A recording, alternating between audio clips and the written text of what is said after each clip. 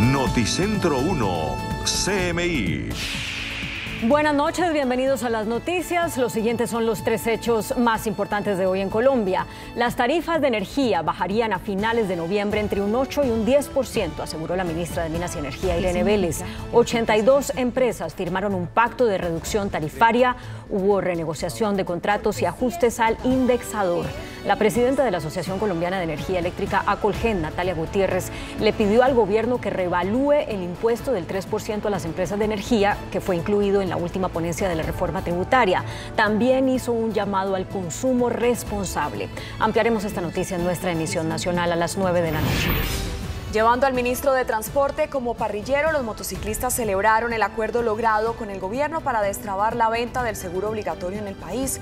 El funcionario se comprometió a solucionar el tema antes del 31 de octubre y mientras tanto flexibilizarán el control en la calle para evitar las sanciones e inmovilizaciones a los vehículos.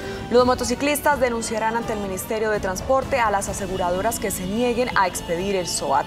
El ministro Reyes aclaró que por ahora no habrá incremento en las tarifas del SOAT para motos. Ampliación de esta noticia en nuestra emisión nacional a las 9 de la noche.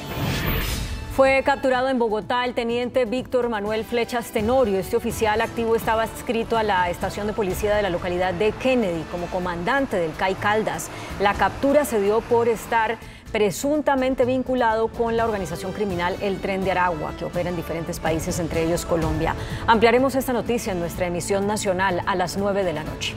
Las siguientes son las noticias más importantes del mundo hoy. Presidente de Estados Unidos reconoce que es posible una recesión en su país. Alemania prevé entrar en recesión en 2023. El Fondo Monetario Internacional advierte que no recomienda recortar impuestos en tiempos de inflación. La OPEP advierte que habrá una caída en la demanda mundial de petróleo. La OTAN lanza amenaza a Putin. Advierte que si Rusia toca infraestructura sensible, se verá obligada a involucrarse en la guerra.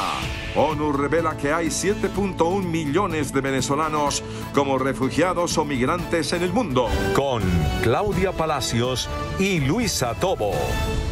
El mandatario de Estados Unidos, Joe Biden, aseguró que si su país entra en recesión, esta será muy leve.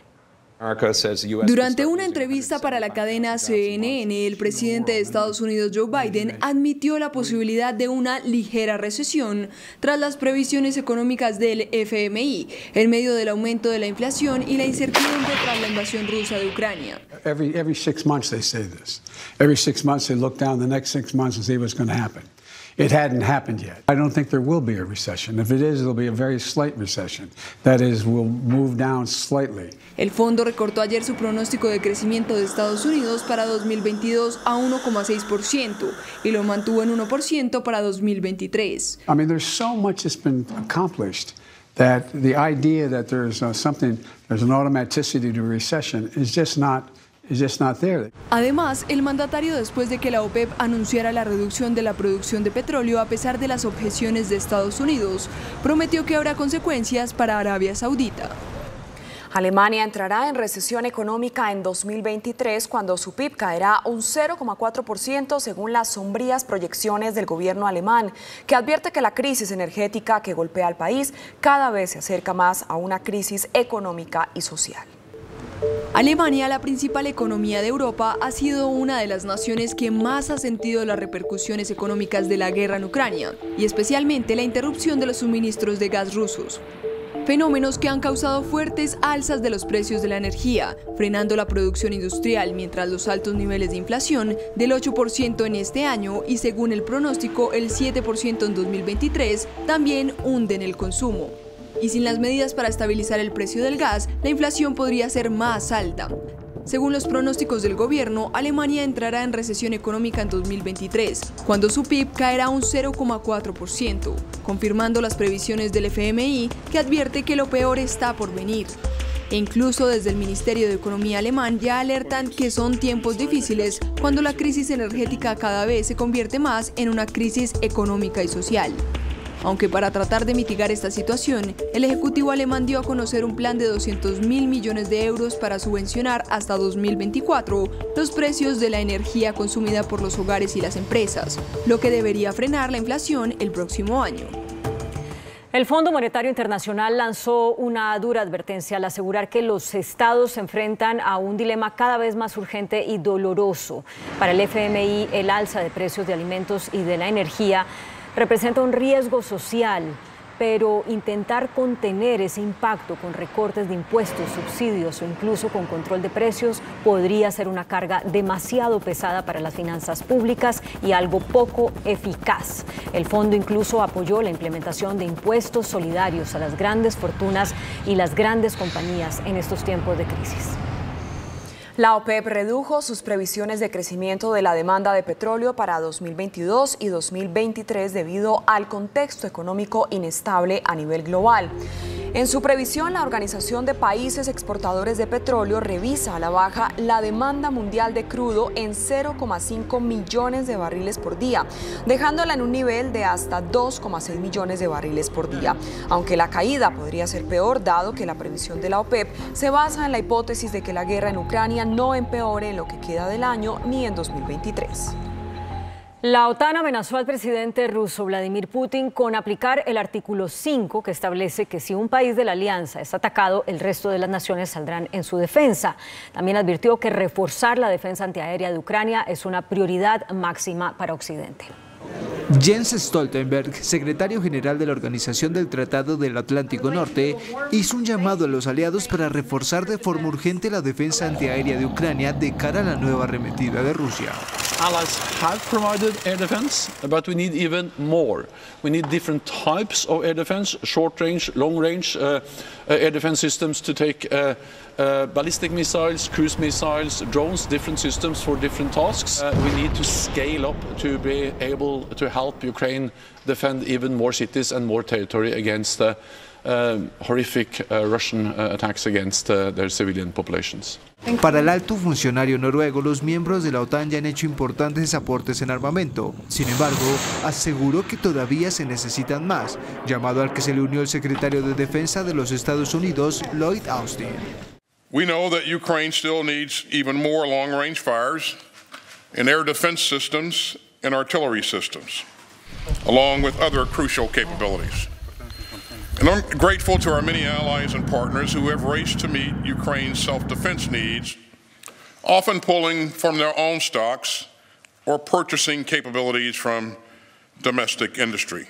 Durante la cumbre de los ministros de defensa de la OTAN también se analizó cómo reconstruir las reservas de armamento y de municiones de los aliados que se vieron drásticamente reducidas a raíz de las entregas a Ucrania. Y ante los recientes ataques a infraestructuras energéticas, Stoltenberg no descartó aplicar el artículo 5 de la OTAN que establece que si un país que forma parte de la alianza es atacado, el resto de naciones miembros saldrán en su defensa.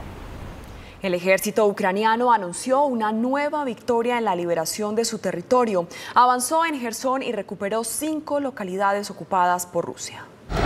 Al parecer, la fuerza del ejército ucraniano sigue en ascenso. Enfrentando al principio a una fuerte resistencia rusa, el ejército de Ucrania ha conseguido desde principios de octubre notables avances, especialmente a orillas del río Dnieper al sur de la ciudad industrial de Kryvyi Rih. La presidencia ucraniana anunció a primeras horas de la mañana que sus fuerzas recuperaron 5 localidades en el distrito de Berislav, ocupadas por Rusia en la región de Jersón, una de las que Moscú asegura haberse anexionado. En el frente sur, los soldados ucranianos, animados por sus recientes éxitos, quieren llegar a esta ciudad para Navidad. Las tropas de Kiev atacaron puentes de la región anexionada por el Kremlin para perturbar el suministro logístico de las fuerzas de Moscú hasta lograr su retroceso. A pesar del avance de Ucrania, las tropas de Moscú se han reagrupado tras una nueva línea defensiva que han reforzado fuertemente, incluso con hormigón. También llamaron a numerosos soldados como refuerzo. Rusia detuvo a varias personas sospechosas por la explosión en el puente de Crimea. La principal agencia rusa de seguridad nacional anunció la detención de 8 personas acusadas de estar implicadas en esta explosión, en este puente que era muy importante para conectar Rusia con Crimea. 5 de los detenidos son de nacionalidad rusa, otros 3 de nacionalidad ucraniana y armenia. En total han sido identificadas 12 personas implicadas en el ataque que las autoridades rusas calificaron como acción terrorista. La Corte Internacional de Justicia pidió a Colombia y Nicaragua alegatos legales por plataforma continental. La Corte Internacional de Justicia solicitó a Colombia y Nicaragua presentar en la próxima sesión oral sobre la plataforma continental en la costa del Mar Caribe solo sus argumentos sobre los criterios definidos por el derecho para determinar la delimitación del mar territorial más allá de las 200 millas náuticas de un país. Nicaragua, por su lado, había pedido al órgano que le conceda una plataforma continental más allá de las 200 millas náuticas desde su costa caribeña, pero Colombia defiende que la plataforma continental del archipiélago de San Andrés se une incuestionablemente con la plataforma continental que tiene la costa caribe colombiana. La Corte Internacional de Justicia además instó a Colombia y Nicaragua a aclarar los criterios que recoge el derecho internacional consuetudinario para determinar el límite de la anchura del mar territorial. La Organización de Naciones Unidas hizo una alarmante revelación sobre migración. Hay 7.100.000 personas venezolanas migrantes o refugiadas y dijo que más de la mitad no accede a las 3 comidas diarias. La diáspora venezolana hacia Estados Unidos se disparó en la última década, impulsada principalmente por la pobreza y la violencia. En 2022 representó alrededor del 71% de los más de 150.000 migrantes que ingresaron a Panamá a través de la peligrosa selva del Darién, fronteriza con Colombia. La fiscal de la Nación de Perú presentó una denuncia constitucional contra el presidente Pedro Castillo por el delito de organización criminal. El mandatario aseguró que se ha iniciado la ejecución de una nueva modalidad de golpe de Estado en el Perú, luego de que la Fiscalía presentara la denuncia en su contra en el Congreso y ordenara allanamientos en la vivienda de varios parlamentarios y de su hermana por un supuesto caso de corrupción. Esta acción podría llevar a la suspensión en el cargo del mandatario izquierdista. Una empresa asiática mostró su carro volador, el primer vuelo público del Skydive Dubai. El coche volador desarrollado por el fabricante chino de vehículos electrónicos Xpeng Aeroth realizó su primer vuelo público en Emiratos Árabes Unidos. El coche volador llamado X2 es un vehículo eléctrico biplaza de despegue y aterrizaje vertical con 8 hélices, 2 en cada esquina. El vuelo de demostración se llevó a cabo con una cabina vacía, sin embargo la compañía indicó que realizó una prueba de vuelo tripulado en julio de 2021. El vehículo de elegante diseño puede transportar 2 pasajeros y puede acelerar a 130 km/h. El presidente de la compañía informó que este vehículo eléctrico no produce emisiones de dióxido de carbono durante el vuelo y que representa un hito importante en la movilidad futura. Muy buenas noches. En Colombia se está abriendo paso la legalización del consumo de la marihuana con fines recreativos.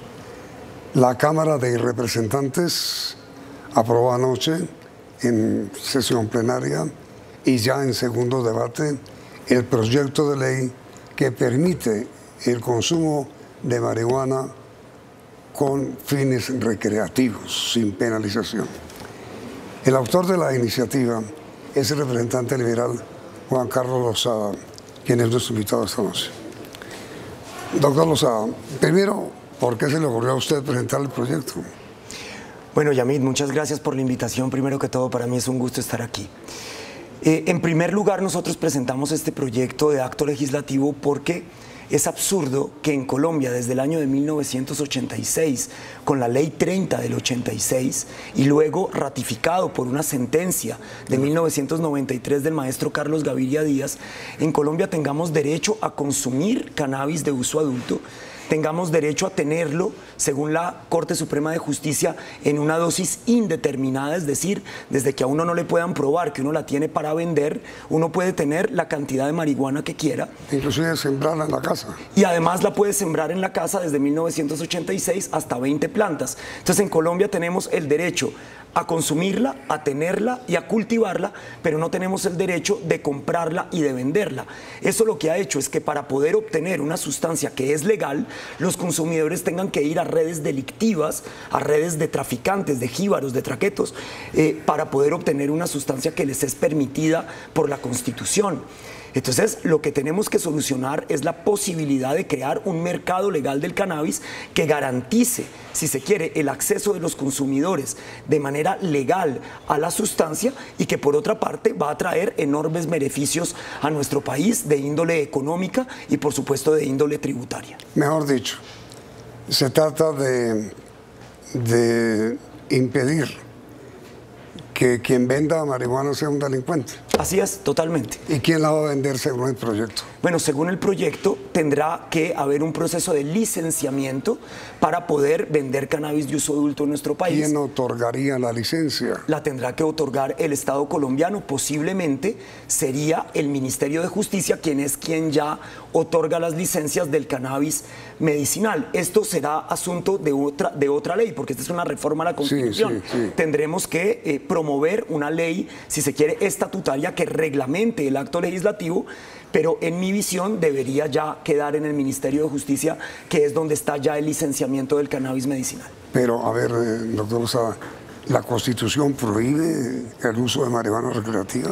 En el año de 2009, el presidente Álvaro Uribe Vélez incluyó en el artículo 49 de la Constitución la prohibición expresa del porte y el consumo de sustancias psicoactivas, contradiciendo toda la línea jurisprudencial que había hasta ese momento dado la Corte Constitucional. Por eso en nuestra legislación hay una contradicción entre las sentencias de la Corte Constitucional, la Corte Suprema de Justicia y el Consejo de Estado, que todas avalan el consumo de uso adulto y el porte y consumo de la dosis personal, y la prohibición que incluyó en la Constitución el presidente Álvaro Uribe. Por eso nosotros queremos zanjar esa pelea y en ese mismo artículo crear un mercado legal del cannabis de uso adulto. Y una pregunta, ¿por qué la Corte no declaró inconstitucional el proyecto de reforma constitucional? La Corte Constitucional lo que dijo sobre esa reforma que presentó el presidente Álvaro Uribe es que se refería solamente a temas que tienen que ver con la salud y que por lo tanto no tocaban de manera directa la línea jurisprudencial que la Corte ya había establecido, razón por la cual hoy, según la interpretación de la Corte, sigue siendo totalmente válida lo que ella ha dicho, pero en el mundo de la política lo que se entiende es que pareciera que el consumo y el porte ha estado prohibido. Con ese argumento el presidente Iván Duque, usted recordará, Yamid, intentó sacar una resolución que posteriormente la Corte declaró inexequible, en la que le permitía a la Policía Nacional quitarle la dosis personal a los consumidores de marihuana. Pero si fue declarada inexequible, pues no existe.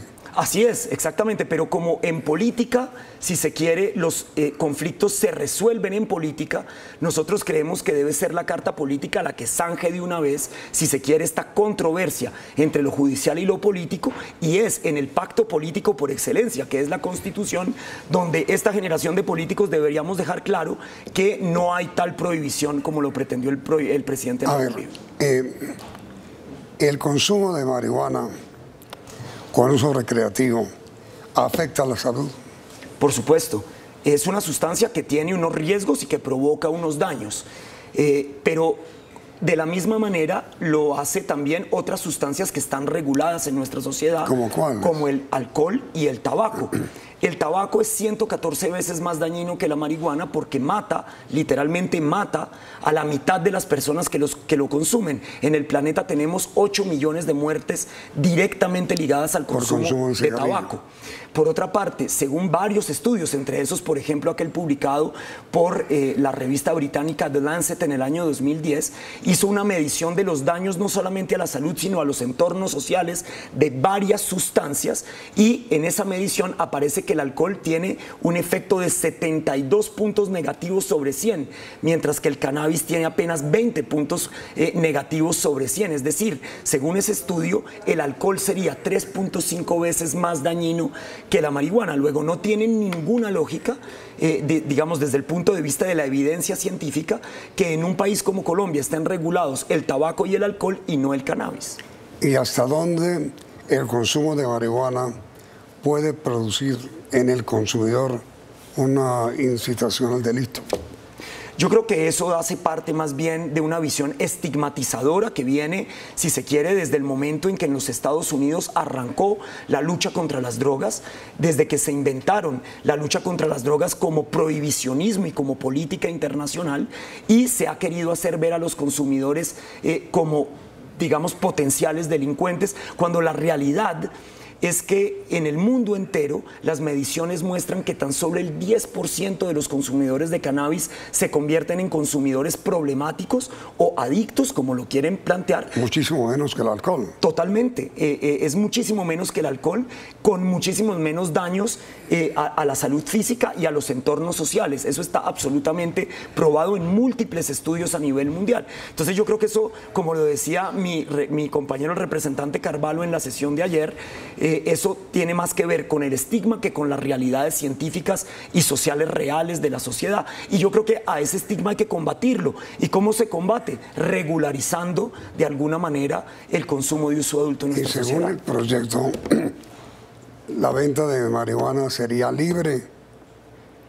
Bueno, como se va a hacer a través de un licenciamiento, digamos que no es en libertad, no es que cualquiera puede ir a vender, si se quiere, marihuana en cualquier esquina, no es que usted y yo mañana de nuestras 20 plantas en la casa salimos a una esquina a vender marihuana, no, al contrario, eso sería catastrófico de alguna manera para el cuidado de los menores de edad. Este es un proyecto que se enfoca en los adultos, no en los menores de edad. Por eso el licenciamiento, como existe, por ejemplo, para la venta del alcohol, es absolutamente necesario para poder hacer control de quién puede acceder, si se quiere, a la sustancia del cannabis. Por eso tiene que ser a través de un licenciamiento. Y ahí tenemos una controversia, Yamid, con el presidente Petro, porque él en privado, en varias reuniones, ha dicho que él cree que para hacerle justicia a esas comunidades que no pudieron acceder al licenciamiento del cannabis medicinal, el cannabis de uso adulto debería ser vendido de manera libre. Nosotros no creemos en esa postura. Nosotros creemos que debe haber un licenciamiento que tal vez para algunas comunidades que llevan años de cultivo de cannabis en el norte del Cauca, por ejemplo en Corinto, debería haber unas formas de licenciamiento y de formalización menos rigurosas que para las grandes empresas que pueden entrar en el mercado, pero de todas maneras debería haber un licenciamiento para garantizarnos la seguridad del producto, pero también que no puedan acceder a él sino los mayores de edad. Pero a ver, no estoy entendiendo muy bien la propuesta porque, primero, si la marihuana produce menos daño que el alcohol. Sí. Segundo, si la marihuana es menos perjudicial que el cigarrillo o el tabaco.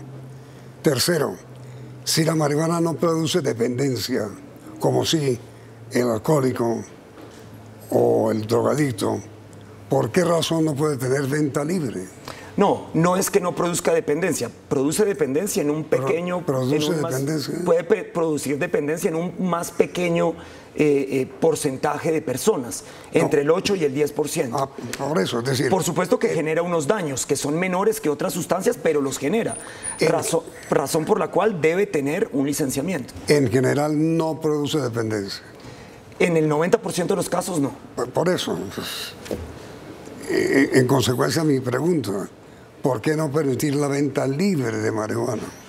No, yo creo que para arrancar, Yamid, en un país donde hay tanto tabú, tanto prejuicio y tanta, si se quiere, animadversión al consumo de sustancias psicoactivas, yo creo que le daría de alguna manera una seguridad mayor a la sociedad colombiana que esto se haga a través de un licenciamiento y nos permite además unos controles más rigurosos.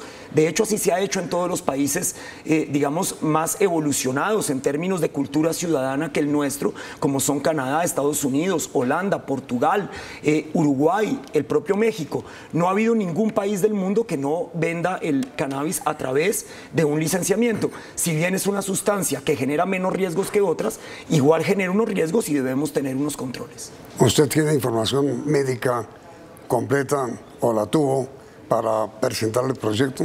Por supuesto, nosotros nos hemos referido a todos estos estudios que demuestran que el cannabis es una sustancia menos dañina que sustancias que están reguladas en prácticamente todas las sociedades como el tabaco y el alcohol, pero de todas maneras genera unos daños. Por supuesto, este no es un proyecto apologético de la marihuana.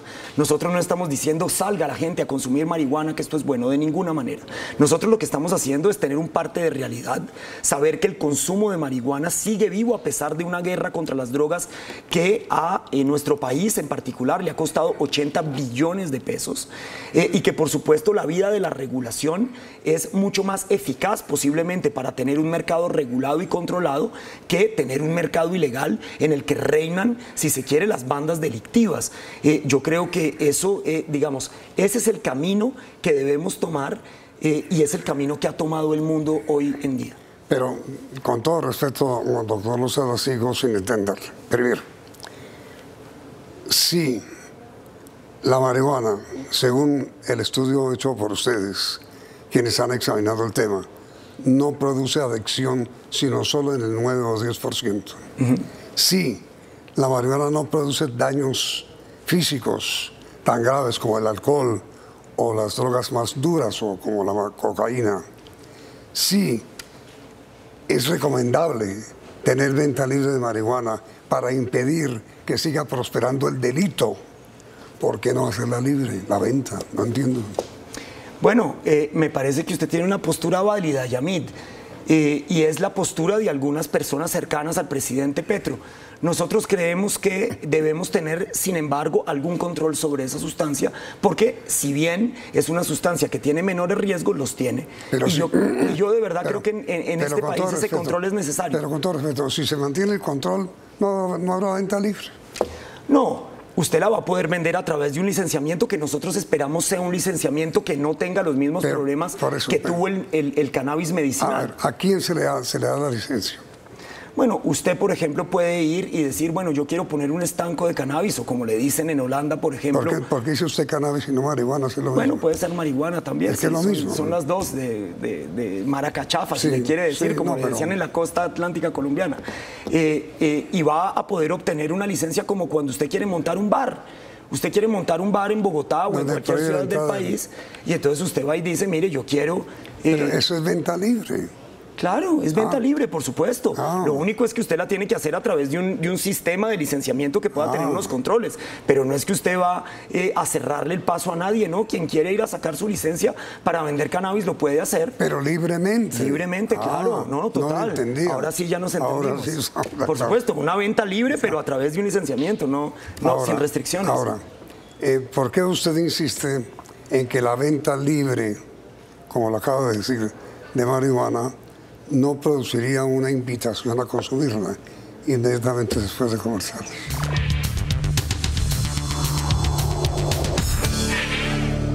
A ver, doctor Lozada, si se presenta o se produce la venta libre de marihuana, ¿por qué no supone eso una incitación o invitación a consumirla? Bueno, yo creo que en eso hay que mirar la experiencia internacional. En los 19 estados de los Estados Unidos donde se ha regulado... Venta libre. Venta libre, sí, donde se reguló la venta libre, no hay, digamos, un crecimiento exponencial en el número de consumidores de cannabis. De hecho, en algunas poblaciones etarias disminuyó. En los menores de edad de 9 de los 19 estados donde se regularizó, se ha disminuido el consumo en los jóvenes, porque justamente uno puede hacer políticas mucho más asertivas de información pertinente para los jóvenes, donde uno puede realmente hacer campañas efectivas contra el consumo de marihuana en un mercado regulado. Es algo así como lo que ha sucedido con la ley antitabaco. El tabaco es una sustancia regulada al que se le ha puesto muchas talanqueras para impedir que los jóvenes accedan a ella, y usted ve cómo en nuestra sociedad el tabaco empieza a disminuir. En un mercado regulado hay unas posibilidades mucho más grandes de hacer estos controles que en un mercado ilegal. En América, México y Argentina. Uruguay. Uruguay. México y Uruguay tienen venta libre. Así es. Con impuestos. Con impuestos. ¿Cuánto produce en esas dos naciones impositivamente la venta libre de marihuana? Bueno, en México todavía no ha arrancado la regulación. Pero ya está aprobada. Ellos aprobaron, pero no ha arrancado todavía. No la han reglamentado. No, le dieron 2 años al gobierno para poder organizarse, para poder entrar en el mercado. Eso ya lo veremos en unos años cómo le va a México. En Uruguay tienen un sistema distinto al de Estados Unidos y al de Canadá y al de Holanda y al de otros países, que no tiene que ver con el libre mercado, sino que es el Estado el que tiene, si se quiere, el monopolio de la sustancia y es el Estado el que la distribuye a través de unas farmacias. Ese ha probado no ser un sistema muy eficaz.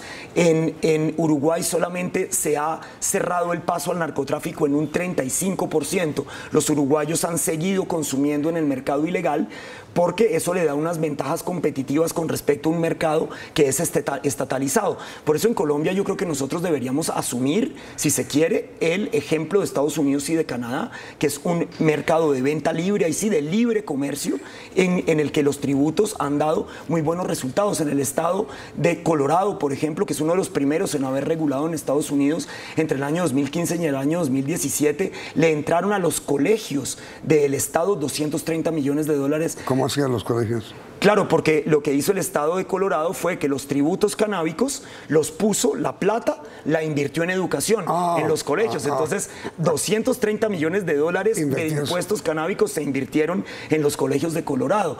En Canadá, la tributación también ha sido gigantesca en estos primeros años. Entonces, yo creo que Colombia debería seguir ese modelo de libre comercio, teniendo en cuenta que tenemos que abrirle la puerta a los pequeños productores de las regiones apartadas de Colombia, y el Estado debe hacer un esfuerzo por equilibrarles la cancha. Ahora, ¿qué es lo que produce la marihuana? Bueno, yo se lo digo por mi propia experiencia personal. Cuando era joven, yo ya hace 12 años que no consumo marihuana, ni consumo alcohol, ni consumo ninguna sustancia, ni tabaco, también dejé el cigarrillo. Pero lo que le produce la marihuana es como una percepción algo distinta de la realidad. Es como si se le embelleciera por momentos la realidad. Pero perdón, ¿alucinaciones? No. Ningún tipo de alucinación, no es una sustancia alucinógena como es el LSD u otras, es simplemente como una especie de, usted ve los colores de manera más intensa, digamos que le agudiza de alguna manera los sentidos. Es una sensación de todas maneras de alegría. Es una sensación placentera, sí, por supuesto. ¿Sexualmente tiene algún efecto? Hay varios estudios sobre eso a los cuales no me voy a referir, solamente lo voy a contar de mi experiencia personal, y claro que tenía como, digamos, tiene una especie de excitación de lo que es lo sensorial. Por supuesto que tiene un efecto placentero también en ese sentido. Erótico, digamos. Sí, de alguna manera sí. ¿Usted lo ha usado para eso? En algún momento, por supuesto, ya ¿Y lo recomienda? De mi juventud. ¿Lo recomendaría? No lo recomiendo ya para nada porque, digamos... Pero perdóneme, si no lo recomienda para nada, ¿para qué propone su legalización? Fíjese, porque yo consumí cannabis durante mucho tiempo de mi vida y llegó un momento en el que sentí que no me estaba haciendo bien a mí y por eso decidí dejarla. ¿En qué sentido?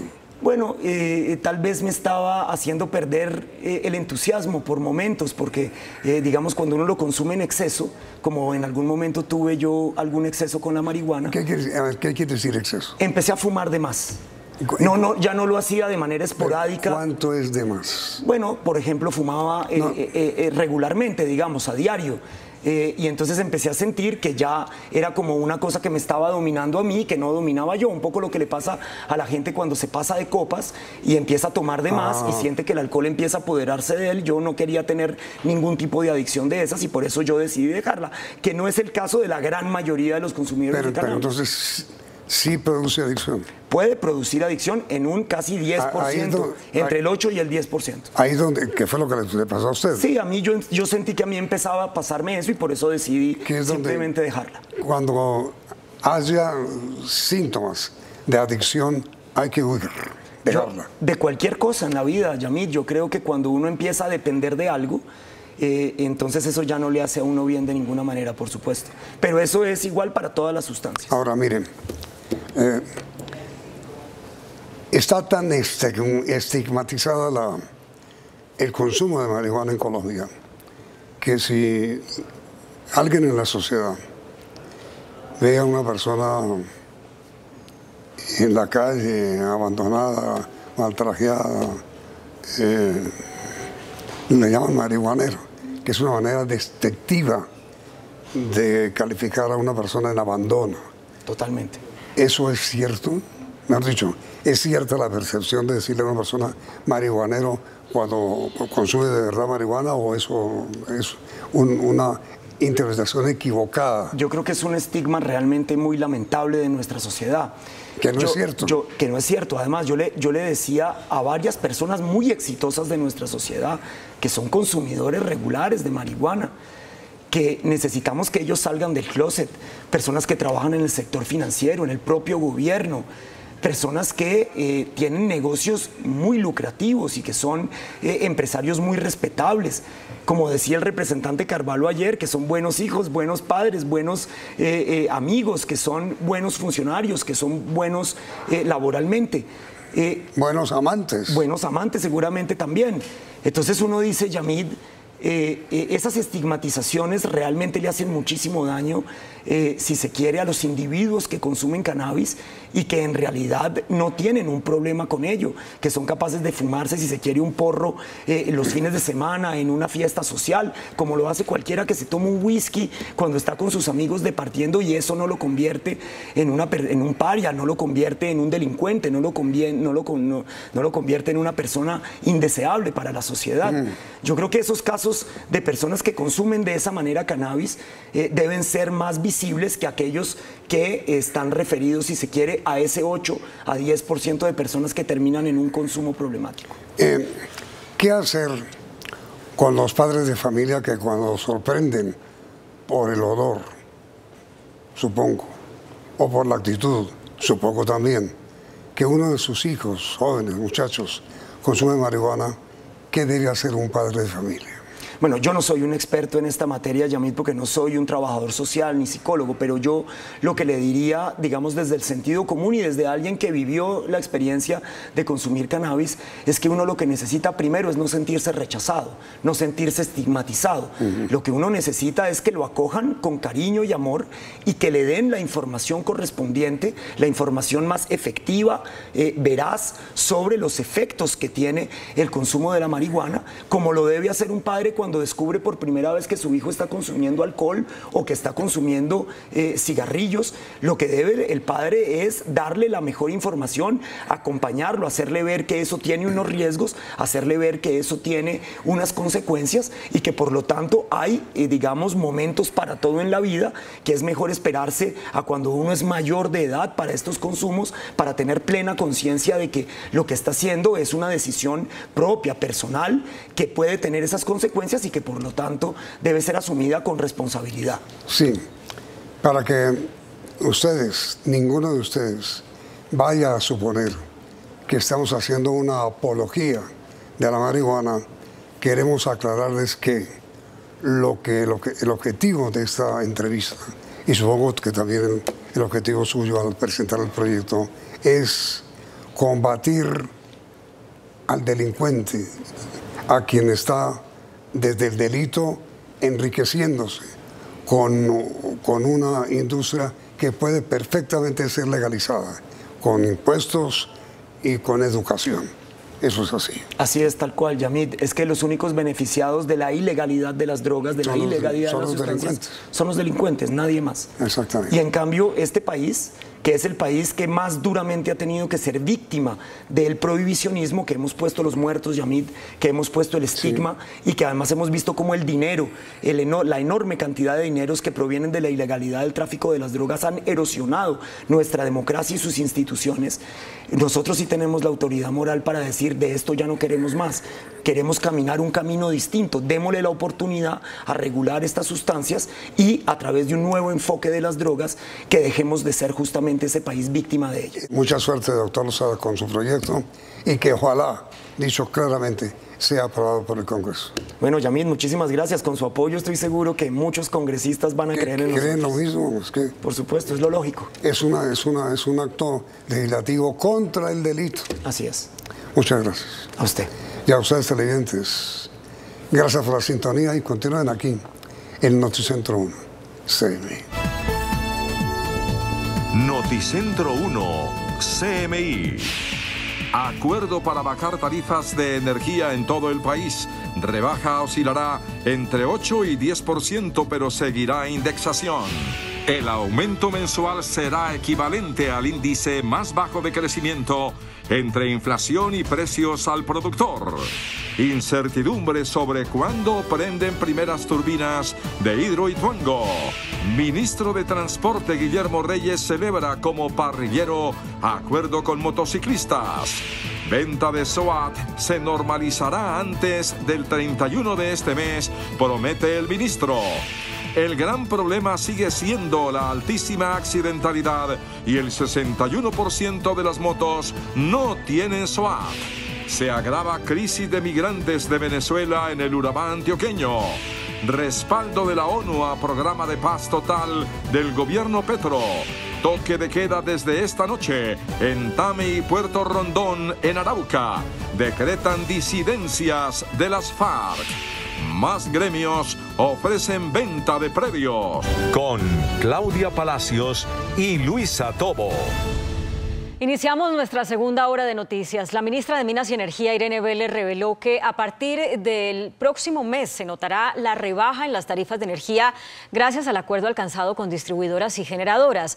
La funcionaria indicó que se renegociaron 950 contratos y que el ahorro en un año sería cercano a 1,5 billones de pesos. La empresa Afinia, que opera en algunos municipios de la costa caribe, incluido Cartagena, no se acogió al pacto. Según la ministra de Minas y Energía, Irene Vélez, la reducción en la tarifa de servicios públicos aplicará para todo el país. Tendrá una disminución entre el 8 y el 10% dependiendo de la región y se vería reflejada en la facturación a finales de noviembre. ¿Cómo lo van a lograr? Explicó que en lo inmediato hubo renegociación de contratos. Y más del 69% de los contratos se renegociaron, lo cual quiere decir que ese 69% va a haber una reducción y eso se va a sentir en todo el territorio nacional. Un ajuste al indexador es la segunda medida para reducir en tiempo récord la tarifa de los servicios públicos. En adelante, el indicador que vamos a utilizar para indexar cada uno de los componentes de la tarifa será el menor entre el IPP y el IPC. Esas dos medidas pueden representar ahorros para los usuarios para los próximos 12 meses en una suma cercana a 1.5 billones de pesos, suma que representaría casi el 8% de la reforma tributaria que se está discutiendo hoy en día. El primer acuerdo fue logrado entre los generadores, todas las empresas de la cadena y el gobierno. El gremio energético aseguró que para lograrlo aportó cerca de 2 billones de pesos. La ministra explicó que la prioridad es la región Caribe, por ser la más afectada en el alza tarifario, y aclaró el papel de EPM en el pacto. Sí es verdad que en distribución y en transmisión EPM aún no entró a el pacto por la justicia tarifaria, sí entró en generación. Entonces ahí es que hay que comprender que son diferentes componentes que definen la tarifa. La ministra explicó que cerca del 90% de las empresas de energía que existen en el país se unieron al pacto por la justicia tarifaria. El gremio aportó su concepto sobre las que aún no lo han hecho. Que no incurramos en hechos que de pronto nos van a llevar a un futuro a que no podamos garantizar esa sostenibilidad. Durante el anuncio en la sede de Isagen en Medellín, la presidenta de la Asociación Colombiana de Energía Eléctrica, Acolgen, Natalia Gutiérrez, le pidió al gobierno que reevalúe el impuesto del 3% que se incluyó en la última ponencia que se presentó a la reforma tributaria sobre las empresas de energía. Pone en juego casi 11 billones de pesos que tenemos en este momento en inversiones de energías renovables no convencionales. Podremos entonces también dialogar con Hacienda dependiendo de cuál sea el contexto en el que esa proposición entró. El gremio también aclaró que el valor final de la factura depende de la tarifa y el consumo que cada usuario tenga, por eso hicieron un llamado al consumo responsable.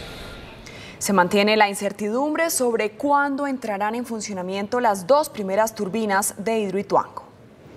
Un nuevo trino del alcalde Daniel Quintero despertó nuevas dudas sobre un eventual incumplimiento de la entrada en operación de la primera turbina en Hidroituango. Las ratas quieren que se caiga Hidroituango, que corramos como ellos, que cambiemos diseños y hagamos mal las cosas para igualar nuestra suerte a la de ellos. Hidroituango solo prenderá cuando la última prueba nos diga que todo está bien para el proyecto y para la gente. Jorge Valencia, director de la Comisión de Regulación de Energía y Gas, le confirmó a Noticentro 1 CMI que aún no ha sido notificado de supuestos atrasos en el cronograma. Ni EPM ni los auditores que hacen seguimiento al proyecto han evidenciado a la CREC que vaya a haber un atraso más allá de las fechas que se habían planteado de que antes del 30 de noviembre estén en operación las 2 primeras unidades. Por ahora, el alcalde de Medellín insiste que continúan las pruebas en el proyecto de generación de energía. Montando en una moto como parrillero, el ministro del Transporte Guillermo Reyes celebró un acuerdo con los motociclistas. Llevando al ministro de Transporte como parrillero, los motociclistas celebraron el acuerdo logrado con el gobierno nacional para destrabar la venta del seguro obligatorio en el país. Tenemos el compromiso que a más tardar el 31 de octubre hemos resuelto el problema del SOAT. Hay un principio fundamental del derecho y es que no se puede exigir lo imposible. Hoy en día es imposible adquirir un SOAT en nuestro país. El funcionario pidió a los motociclistas denunciar a las aseguradoras que se nieguen a expedir el SOAT. La lista negra será enviada a las superintendencias financiera y de transporte.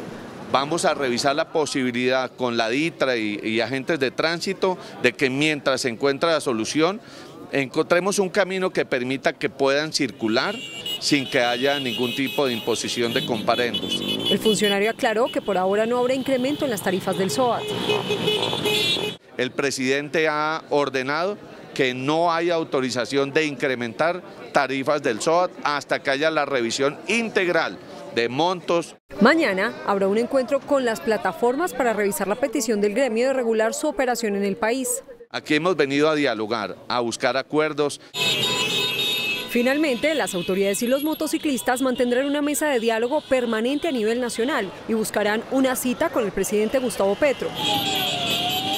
Durante las movilizaciones en Bogotá participaron cerca de 1000 personas. El presidente de la Federación de Aseguradoras de Colombia, Fasecolda, Miguel Gómez, habló sobre la polémica que ha generado en los últimos días el costo de las pólizas para los motociclistas. Reveló que en el país hay más de 6 millones de motos, es decir, el 61% de las que circulan sin el seguro obligatorio. En Colombia, según el Registro Único de Tránsito, hoy existe un parque automotor de 17,6 millones de vehículos y 10,5 millones de motos. Sin duda alguna, las motos son hoy el principal medio de transporte de los colombianos. Sin embargo, es el que mayor cantidad de víctimas registra. Se van a vender 1 millón de motocicletas este año en Colombia. Los modelos matemáticos que maneja el sector asegurador anticipan que alrededor de 218.000 de esos nuevos usuarios de motocicleta tendrán un accidente en el curso del primer año. Según Fasecolda, solo 9,3 millones del parque automotor tiene SOAT. Contrasta con esta cifra los 6,4 millones de motos que no tienen seguro, y lo peor es que en el 87% de los siniestros viales hay involucrada una moto. La alarma está prendida por la alta accidentalidad, que en 2022 podría llegar a más de 940.000 heridos por siniestros. Este año la cifra muestra que vamos a estar por encima de los 940.000 heridos. Realmente la accidentalidad de nuestras calles y carreteras es un problema de salud pública y es una tragedia nacional. En la última década el número de motos creció en 118%. Sin embargo, el sector de las aseguradoras reporta pérdidas. Las compañías que operan el SOAT, las 10 compañías que actúan en este mercado, podrían perder alrededor de 300.000 millones de pesos. La razón fundamental es que la accidentalidad está disparada en nuestro país. Frente al panorama, Fasecolda reconoce que las 10 aseguradoras que están expidiendo el SOAT están presentando problemas. Y se agrava la situación de los migrantes, en su mayoría venezolanos, que llegan a la región del Urabá y que buscan rutas para llegar a Panamá. Mañana Migración Colombia instalará una mesa de diálogo y atención en esa región. Según el defensor del pueblo, Carlos Camargo, la situación migratoria en el país es grave, compleja y con tendencia a aumentar para el resto del año. Aseguró que le preocupa cómo se le están vulnerando los derechos humanos a miles de personas que transitan por Arcandí, Necoclí, Antioquia y todo el tapón del Darién. Para este año ya encontramos una población en un 85% aproximadamente, población eminentemente venezolano, donde encontramos que la persona o la población en movilidad humana para este año ya supera los 150.000 personas. Efraín Ballesteros, líder de Acandí Chocó, dijo que los migrantes, en su mayoría venezolanos, corren grandes riesgos y peligros para llegar a la frontera con Panamá. Tipo 5 o 6 de la mañana arrancan ya directamente para la frontera. Ellos toman un trecho que es bastante, pues, con ríos, ¿sí me entiende? Y luego ya comienzan a subir la loma, que dura más o menos entre 6 y 7 horas la subida de la loma para tomar el muro, que ya es territorio panameño. Por su parte, Pedro Ochoa, migrante venezolano, indicó que los pasajes fluviales les han triplicado en el valor. No que no exploten, que en realidad un pasaje valía 80.000 pesos y ahora vale 160.000, hasta $300 le están cobrando por cada persona acá. Tanto las autoridades de Acandí en el Chocó como las de Necoclí en Antioquia advierten al gobierno nacional de una inminente emergencia sanitaria en los próximos días. La Unión Europea aumentó a 34 millones de euros los recursos para el apoyo a migrantes venezolanos y víctimas del conflicto.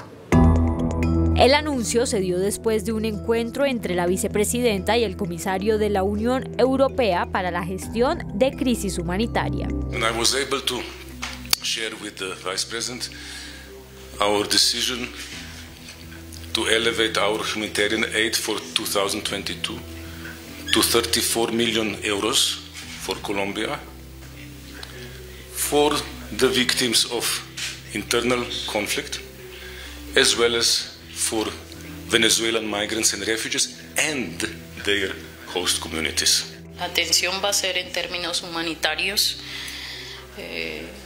y sobre todo de las poblaciones que ahora están cruzando el tapón del Darién, que sabemos la situación compleja. Desde la Unión Europea además anunciaron respaldo a Colombia en el manejo de desastres naturales. En Bogotá, las autoridades capturaron a un oficial de policía señalado de estar presuntamente vinculado con la peligrosa banda criminal Tren de Aragua.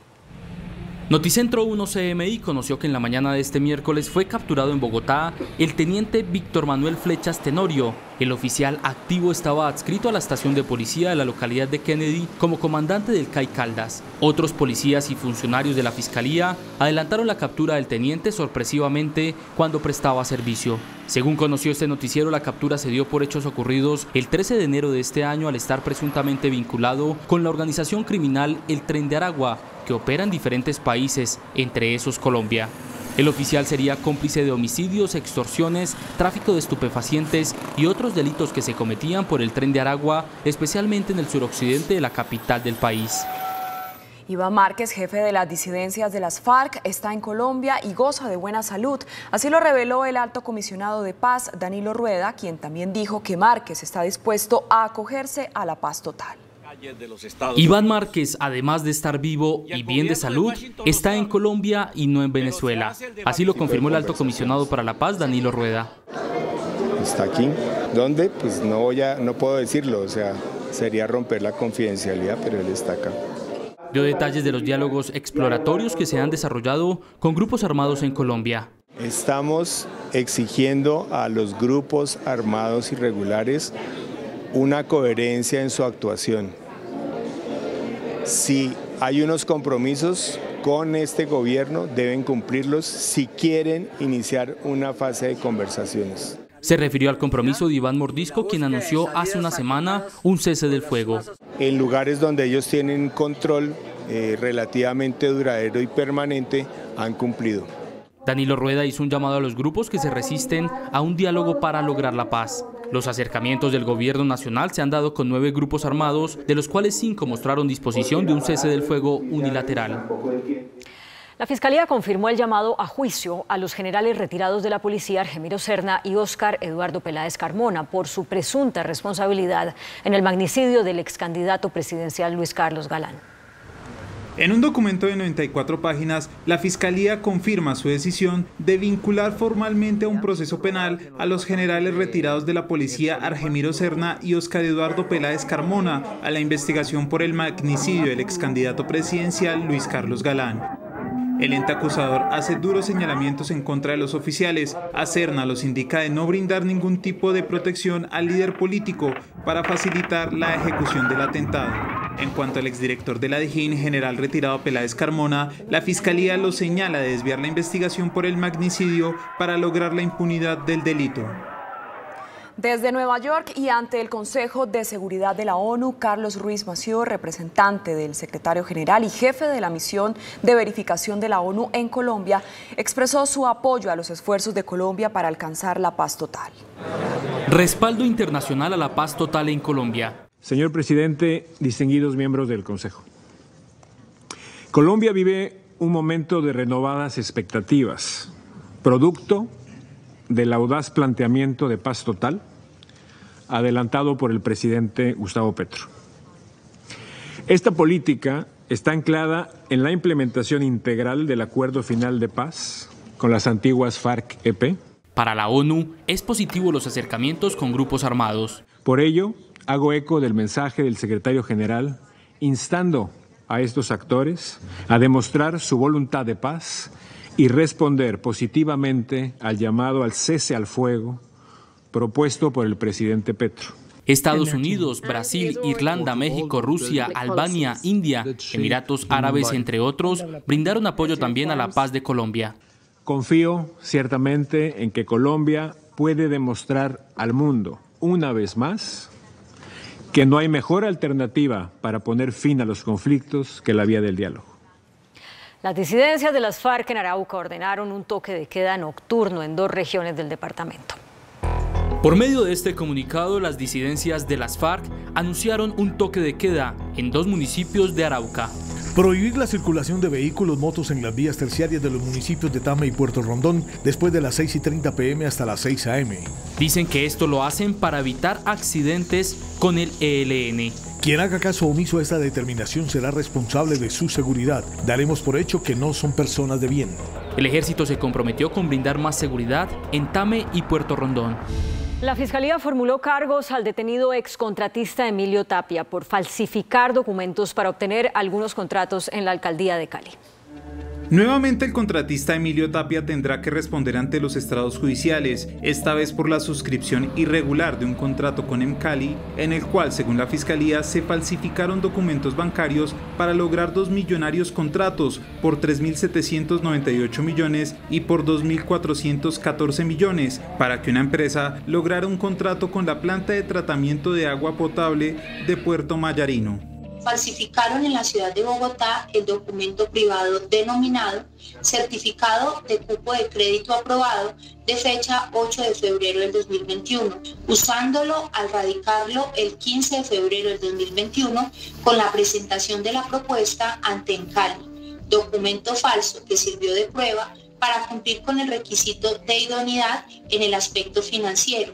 Cuando se preguntó a la institución bancaria, no dieron cuenta de hecho.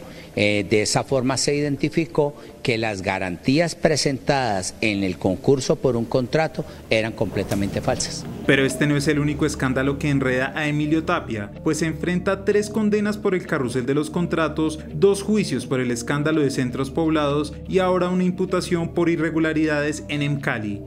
Vicente Balbuena, quien fue el fiscal que investigó el carrusel de los contratos, cuenta cómo opera Tapia.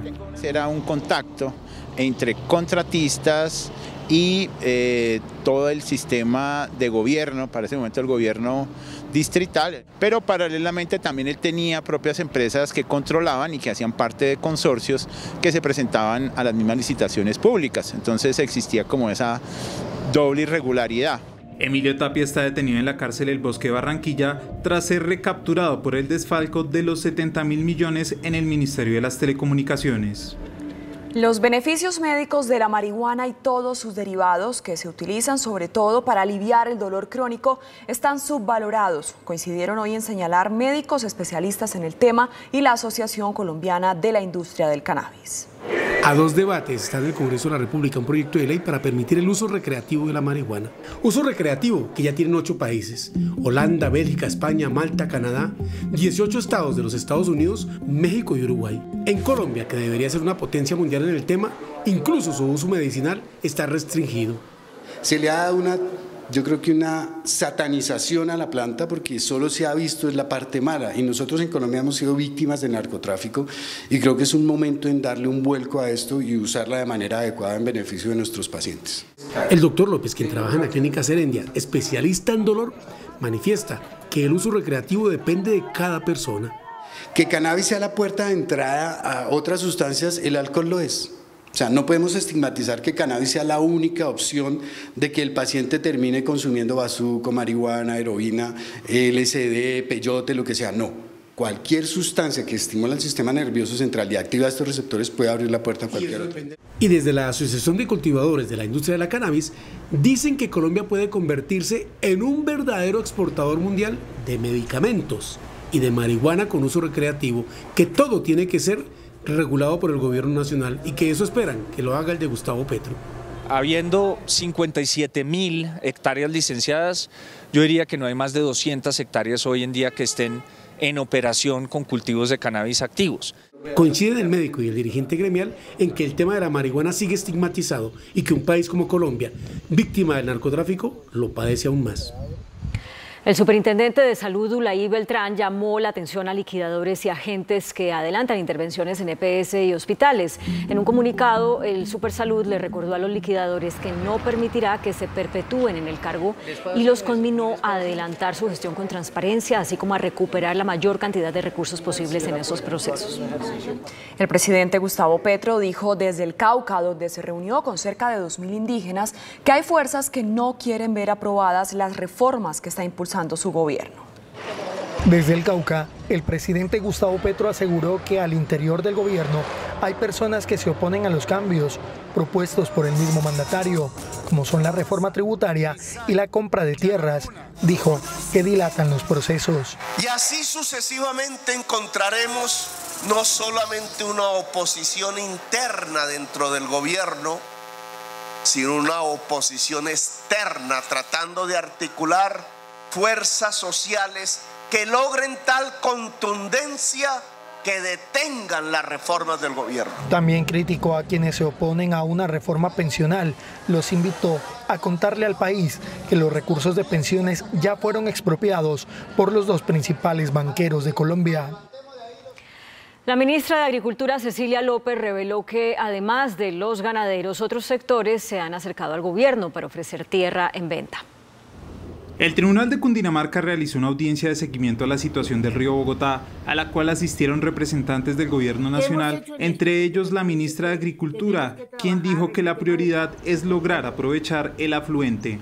En el río Bogotá se concentra el 26% de la producción agropecuaria del país y el 32% del Producto Interno Bruto. Es decir, aquí hay un potencial gigantesco que estamos desaprovechando. Al hablar del plan de gobierno sobre las tierras, la ministra dijo que hay acercamientos con otros gremios. En principio nos ofrecieron los ganaderos, pero que está abierta a otros sectores que le quieran ofrecer al país tierra. Quiero contarle que ya tenemos ofrecimientos de otros sectores. El director del Departamento Administrativo de la Presidencia, Mauricio Liscano, presentó la reorganización de la planta de personal de la entidad. Con esta reestructuración de la sede presidencial, la Casa de Nariño pasa de una planta de 950 funcionarios a 870. Se eliminan sobre todo los altos cargos. Entre consejeros, asesores y altos cargos vamos a reducir 80 cargos, que cuestan nada más y nada menos 10.000 millones de pesos al año. Con la reducción de cargos altos, viene un aumento para personas que ganan hasta 2 salarios mínimos. A todo el servicio asistencial de la Presidencia de la República les vamos a subir el salario el 10% como un mensaje de equidad. En Palacio se pasa de 12 consejerías presidenciales a solo 5. El ministro de Justicia, Néstor Osuna, firmó un acuerdo con la Embajada de Estados Unidos en Colombia para la investigación y prevención de casos de corrupción en la cárcel La Picota. El acuerdo suscrito con Brian Harris, director de la sección de asuntos antinarcóticos y aplicación de la ley de la embajada, pretende erradicar el grave problema de corrupción que, según el ministerio, involucra a varios funcionarios del IMPEC, especialmente en el pabellón de alta seguridad de la cárcel Picota. Es un problema de mucho tiempo, crónico, con algún episodio reciente que nos avergüenza a todos, fruto del cual hubo de removerse el coronel Gutiérrez removió al director anterior de ese centro penitenciario. Estados Unidos aportará $3.5 millones para la misión de transformar a La Picota. No una escuela del delito, no un lugar de corrupción, de vergüenza, de escándalo, de violación de derechos humanos. El presidente de Estados Unidos, Joe Biden, aseguró que si su país entra en recesión será muy leve. El Fondo Monetario Internacional recomendó no reducir los impuestos en tiempos de inflación. Las noticias del mundo en Noticentro 1 CMI. Durante una entrevista para la cadena CNN, el presidente de Estados Unidos, Joe Biden, admitió la posibilidad de una ligera recesión tras las previsiones económicas del FMI, en medio del aumento de la inflación y la incertidumbre tras la invasión rusa de Ucrania. El Fondo Monetario Internacional apoyó la implementación de impuestos solidarios a las grandes fortunas y las grandes compañías en tiempos de crisis como la desatada por la pandemia o la más reciente invasión rusa a Ucrania, pero cree que tales cambios deben ser comunicados claramente y no pueden aplicarse a las ganancias ya generadas. La fuerza del ejército ucraniano sigue en ascenso. La presidencia de la nación anunció a primeras horas que sus fuerzas recuperaron 5 localidades en el distrito de Berislav, ocupadas por Rusia, en la región meridional de Jersón, una de las que Moscú asegura haberse anexionado. Hay alerta por los efectos nocivos de los vapeadores en la salud. Un concejal de Bogotá estuvo al borde de un paro cardiorrespiratorio por el uso de estos dispositivos. En el Congreso piden gravarlos con impuestos. Aunque los vapeadores parezcan inofensivos, no lo son. Esto prácticamente es un veneno y es una muerte en vida, estos vapeadores. Al concejal de Bogotá, Rolando González, le dieron 10 días de incapacidad porque sus pulmones se llenaron de agua tras el uso frecuente de estos dispositivos. Empecé a sentir una presión muy dura en el pecho y específicamente sobre los pulmones. Llegué a hiperventilar. Son perjudiciales para la salud y no son recomendables. Como neumólogo, uno no recomendaría estos vapeadores. La venta de estos cigarrillos electrónicos es libre. Se consiguen en cualquier esquina a 20.000 pesos. En el Congreso de la República proponen gravarlos en la reforma tributaria.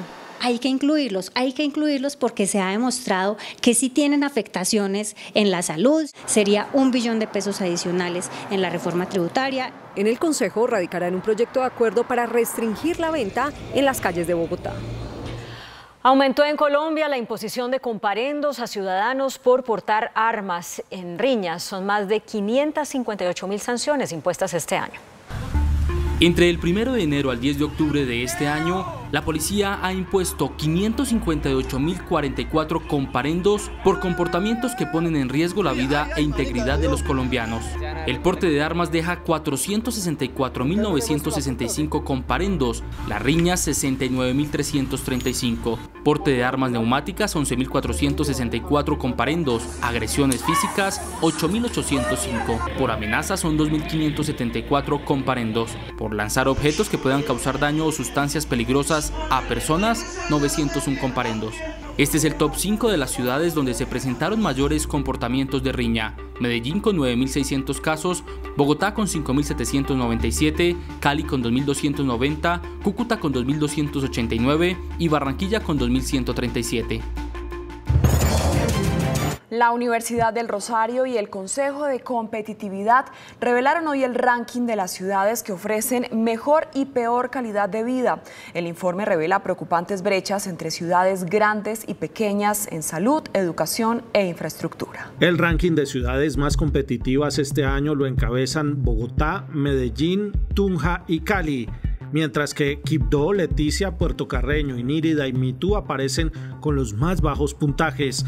El informe destaca los importantes avances en calidad de vida de la capital boyacense. De verdad es un honor, pero también es un reto para mantener estos indicadores, para seguir creciendo, para seguir trabajando. Quibdó, una de las ciudades menos competitivas, presenta serios desafíos. Especialmente en el componente de la innovación. Según este índice, las mejores ciudades en salud fueron Tunja, Cali y Popayán. En educación, repite Tunja, Bucaramanga y Bogotá. Y en calidad de empleo, Bogotá, Medellín y Manizales. El viceministro de Hacienda, Diego Guevara, anunció recursos por 300.000 millones de pesos para los sistemas de transporte masivo que se incluirán en el presupuesto del próximo año. Radicada la ponencia para segundo debate del proyecto de presupuesto general de la Nación para el próximo año, se dieron unos ajustes. Garantizar recursos a los sistemas de transporte masivo por 300.000 millones de pesos con una meta para llegar a 1 billón de pesos. Eficiencia en el presupuesto del ICETEX y más recursos a Coldeportes. Para este segundo debate también hemos hecho una adición de 50.000 millones a sector deporte, que faltaba como una pequeña porción para que quedara prácticamente en niveles similares a los del año anterior. El total del proyecto abarca 405.6 billones de pesos, lo que representa un alza del 15,7% frente a la vigencia 2022. Un programa de lucha contra el hambre aspira a mitigar los efectos de la pobreza que ha aumentado con pandemia. Además de la deuda con 77 billones de pesos, la educación y la salud logran las mayores partidas presupuestales. Hay polémica por la supuesta privatización de la empresa de telecomunicaciones de Bogotá, mientras en el Consejo denuncian venta de predios y malos manejos de la fibra óptica. La ETV asegura que la empresa pasa por su mejor momento. En el Consejo de Bogotá denunciaron que la ETV está en riesgo. Según advirtieron, la empresa le estaría entregando la operación de la fibra óptica a un tercero. Aquí lo que hablamos es de un modelo mucho más sofisticado de privatización, porque es una privatización velada. El presidente de la ETV desvirtuó la supuesta privatización. No es cierto. En ningún momento ETV ha entregado su infraestructura a ningún tercero. En este momento estamos operando la infraestructura, es más, hemos invertido más de 1 billón de pesos en los últimos 3 años. Los concejales también alertaron sobre la subasta de algunos predios de la empresa pública. Particularmente unos predios de mucho valor sin consultarle ni al Consejo, ni a la ETV, ni a los ciudadanos, ni a nadie. Mal haríamos nosotros como ETV en que esos espacios que se liberan, que no se utilizan, seguirlos manteniendo nosotros, cuando no se requieren para el negocio. El presidente aseguró que están fortaleciendo la empresa de telecomunicaciones de Bogotá y muestra de ello es que tiene la capacidad de asumir el contrato de centros digitales que dejó a medias centros poblados. El índice de capitalización de la bolsa que mide el comportamiento de las 20 principales acciones cerró a la baja. El índice selectivo MSCI Colcap de la Bolsa de Valores de Colombia bajó 0,36% a 1.176 puntos. La acción preferencial del Grupo Argos fue la que más subió, con una valorización de 6,23% a 6.480 pesos. La acción preferencial de Cementos Argos fue la que más bajó, con una pérdida de 7,42% a 2.222 pesos. La acción más negociada de la jornada fue la preferencial Bancolombia, al movilizar más de 13.000 millones de pesos, con una variación positiva de 0,21% a 28.560 pesos. El dólar cerró a la baja. Indicadores económicos en Noticentro 1 CMI. La tasa representativa del mercado que regirá para mañana jueves será de 4.611 pesos con 18 centavos. Los profesionales del cambio compran la divisa en promedio en 4.400 pesos y la venden en 4.450 pesos. Un euro cuesta 4.472 pesos. La libra de café en Nueva York se cotizó a $2.09. El azúcar se transó en 18,68 centavos de dólar la libra. El barril de petróleo WTI se cotizó en $87.22. La referencia Brent para Colombia se cotizó en $92.44. Una acción de Ecopetrol cuesta 2.163 pesos. Ecopetrol entregó becas para estudios superiores a los mejores bachilleres del país.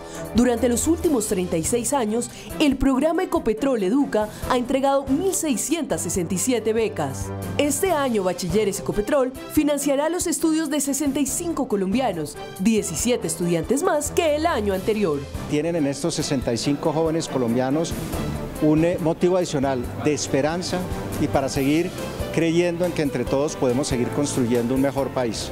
Me emocioné mucho cuando recibí la noticia que había sido beneficiario por la beca Ecopetrol. Estoy a punto de iniciar la carrera de Ingeniería Biomédica. Pues no debemos pensar que por venir de una región alejada donde como que el Estado muchas veces no llega, no significa que no podamos salir adelante y conseguir educación en una institución de alta calidad. El esfuerzo no es en vano. Si nos esforzamos, podremos lograr las cosas. Los becarios son seleccionados con base en la información suministrada por el ICFES y el Ministerio de Educación Nacional a Ecopetrol, teniendo en cuenta los resultados de las pruebas Saber 11 y el reglamento interno del programa. Cada beca cubre el 100% del valor de la matrícula universitaria, además de un auxilio semestral. En el 2022, las becas fueron entregadas durante un evento realizado en el Museo Nacional de Colombia, que contó con la presencia del ministro de Educación Nacional Alejandro Gaviria y el presidente de Ecopetrol, Felipe Bayón, con el objetivo de seguir promoviendo en los jóvenes el acceso al conocimiento, fortalecer sus capacidades y competencias y brindarles herramientas para la cuarta revolución industrial. Luchen, que todos podemos. Y tenemos noticia al cierre. Esta noche el ministro de Defensa, Iván Velázquez, se reunió con los comandantes de la policía. Les dijo que la reforma a la institución será consensuada con oficiales y la comunidad.